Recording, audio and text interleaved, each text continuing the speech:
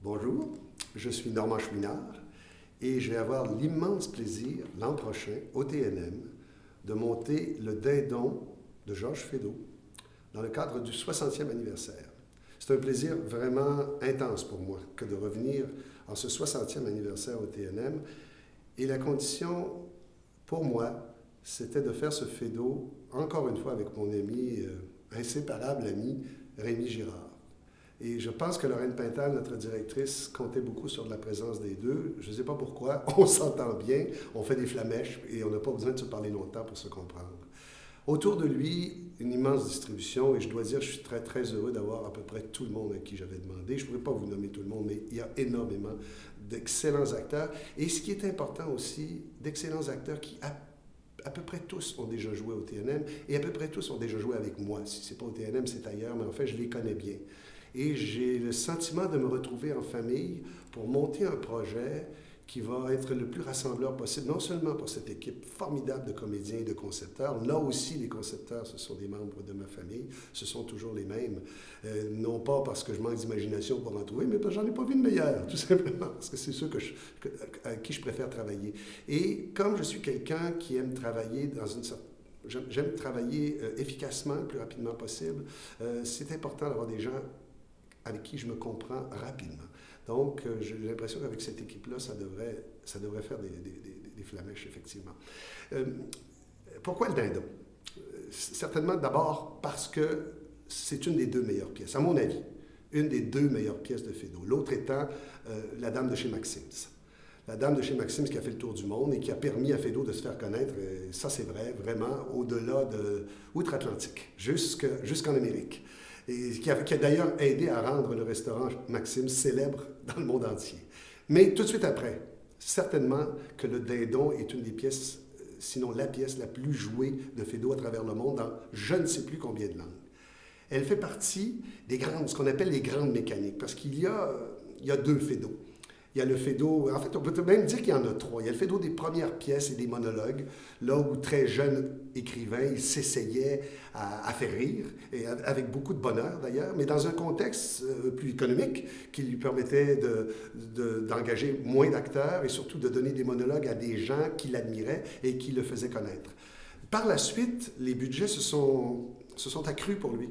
Ça a été plus possible pour lui de faire des pièces avec les idées qu'il avait des grandes comédies.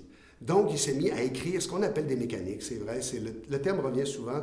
Non pas qu'il n'y a pas d'âme dans ces mécaniques-là, il y en a une, mais en même temps, c'est écrit avec une telle rigueur, avec une telle précision dans l'effet comique, que tous tous les spectateurs qui l'ont vu sont obligés de dire oui, je ne peux résister, je ne peux résister, tu m'as. Pitié, n'en jetez plus, c'est trop drôle, je suis plus capable. Effectivement, il y a des moments dans les premières de Feydeau où il y avait tellement de rire dans la salle et le rire se prolongeait tellement qu'on était obligé, les acteurs étaient obligés de ralentir le rythme, ce qui est pas évident pour un Feydeau parce qu'une fois le rythme embarqué, c'est très très difficile de le ralentir. Mais ce dindon est une mécanique absolument impitoyable et d'une efficacité troublante. J'ai eu le plaisir d'y jouer il y a, mon Dieu, ça ne va pas me rajeunir, là, c'était en 79, dans une production qui était la deuxième que le TNM a fait. La deuxième, sous la direction d'André Brassard, qui à l'époque était évidemment très connu pour ses mises en scène de Michel Tremblay, un peu moins pour avoir fait des classiques. Et comme c'est quelqu'un qui a bien connu ses classiques, il avait le goût d'en faire un, il l'a fait. J'ai eu la chance de jouer avec des gens comme Jean-Louis Millette, Louise Marleau, André Montmorency, Benoît Marleau et j'en passe, et beaucoup d'autres jeunes. Parce que c'est toujours pareil, on dirait qu'il y a les gros canons de cette distribution-là qui sont des comédiens chevronnés, mais on les entoure de jeunes comédiens. J'étais moi-même un jeune comédien et j'ai eu un plaisir fou. D'autant plus, et là je vais remonter encore plus loin avec vous dans le temps, que étant un amoureux du TNM, je pense, depuis mon adolescence, j'avais eu le plaisir chez moi d'avoir un disque qui s'appelait 10 ans de théâtre au Nouveau Monde, donc un disque de 1961. Double long jeu, c'était un vinyle, vous pensez bien à cette époque-là, où il y avait un extrait du Dindon monté par Jean Gascon avec Guy Hoffman et Monique Lérac. dans les deux rôles que joueront dans cette production aussi, évidemment, Rémi Girard et Violette Chaud. Et Guy Hoffman et Monique Lérac faisaient une scène qui était la scène de Vatelin et de Maggie, que vous allez voir quand vous viendrez voir la pièce. Elle est facile à reconnaître parce que cette Maggie, c'est une anglophone, comme son nom l'indique, qui comprend très mal et parle très mal le français. Et ça, Feydeau l'avait si bien compris qu'il en a fait un mécanisme comique. En fait, elle dit deux mots, on ne comprend rien, on lui demande de traduire, elle en est incapable, et il y a des quiproquos, évidemment, qui naissent avec sa fameuse diction anglaise.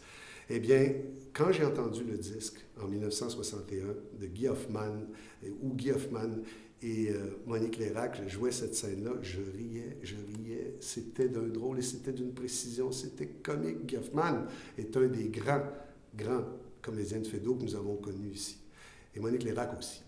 Alors, ça donnait des résultats incroyables, à tel point que j'avais appris la scène par cœur. J'étais capable de jouer les deux personnages et de réciter la scène au complet, qui durait 7-8 minutes. Je la faisais les deux, à l'endroit, à l'envers, les yeux fermés, les yeux ouverts, j'étais capable de faire la scène. Donc, je suis tombé dans la marmite un peu de Feydeau à cette époque-là. Je me suis mis à tout lire, j'ai tout lu.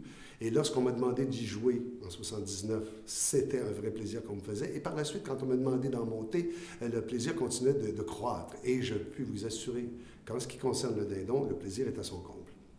Maintenant, comment je vais l'approcher, cette production-là? Il est évident que le défi pour un metteur en scène de monter Feydeau, c'est que ce qui est exigé par l'auteur est très précis. Il y a des effets comiques et pour ne pas les rater, vous devez le monter comme c'est écrit. En théâtre, on appelle ça des indications scéniques ou des didascalies, si vous permettez. Il y en a plusieurs de ces indications, de ces didascalies. Et généralement, un metteur en scène assez sage doit les suivre le plus largement possible. C'est ce que je vais faire. Seulement, il y a moyen, puisque c'est très exigeant, les Feydeau, il y a moyen de contextualiser aussi. Puisque vous allez voir qu'il y aura 3 actes dans cette pièce-là, 3 actes très enlevés, chacun à sa manière, qui se passent dans 3 endroits différents. C'est quoi le mécanisme chez Feydeau? Des bourgeois qui trompent souvent leurs femmes, hein, vous le savez, vous connaissez un peu le système, se retrouvent, après s'être rencontrés dans le premier acte, se retrouvent, après avoir pris rendez-vous, dans un endroit où ils ne doivent pas se retrouver, c'est-à-dire un hôtel dans ce cas-ci.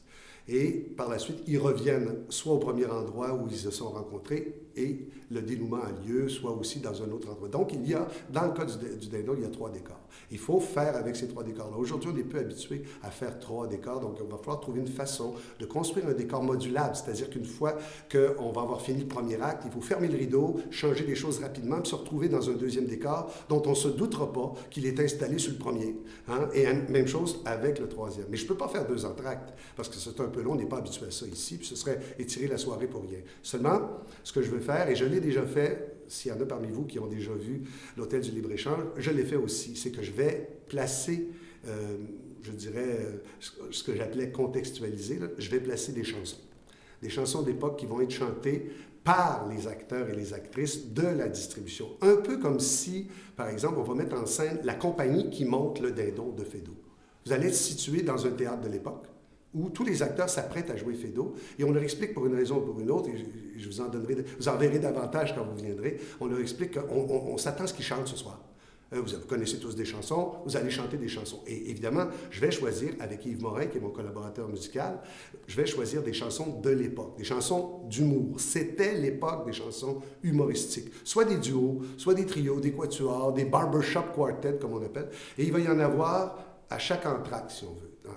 Au moment des 2 entractes, de sorte que le spectacle va pouvoir se dérouler sans arrêter pendant que derrière le rideau, nous allons continuer de changer le décor. Ça, c'est mon approche, et je l'avais déjà fait avec des monologues, et il se peut que certaines de ces chansons soient chantées dans la salle, et tout n'est pas encore complètement fignolé, mais il est certain que vous allez entendre chanter des chansons. Peut-être que certains d'entre vous les connaissent, d'autres moins, mais il y a des chansons qui sont des véritables petits bijoux d'humour et qui datent de cette époque-là. Entraînant le rythme, faisant que le rythme ne lâchera jamais. Vous ne devriez pas vous ennuyer dans une production comme ça parce que l'action est incessante, ça n'arrête pas. Il y a, si je me souviens bien, 16 à 17 personnages sur scène, il y a beaucoup de monde. Et si on ajoute à ça des chansons où on a des groupes de gens qui se mettent à vous changer les idées pendant qu'on change le décor, justement, j'ai l'impression que l'intérêt devrait être soutenu jusqu'à la fin. C'est ce que je veux faire parce que j'ai horreur d'une chose, c'est qu'on s'ennuie au théâtre. Surtout si on est venu voir une comédie. Une comédie de Feydeau, c'est impossible de rester indifférent, c'est impossible de ne pas embarquer dans le processus. Je souhaite que vous le fassiez. Alors, on vous attend avec toutes ces folies, cette folie-là du 60e. Et évidemment, cette production-là sera, peut-être, j'espère, à l'image de tous ces Feydeaux qui ont été montés au TNM, parce que c'est certain que le TNM, qui est la maison de tous les classiques d'hier et de demain, fait souvent appel à Molière, Shakespeare, mais aussi, bien sûr, à Feydeau. Alors, je vous attends tous pour voir le dindon. Merci.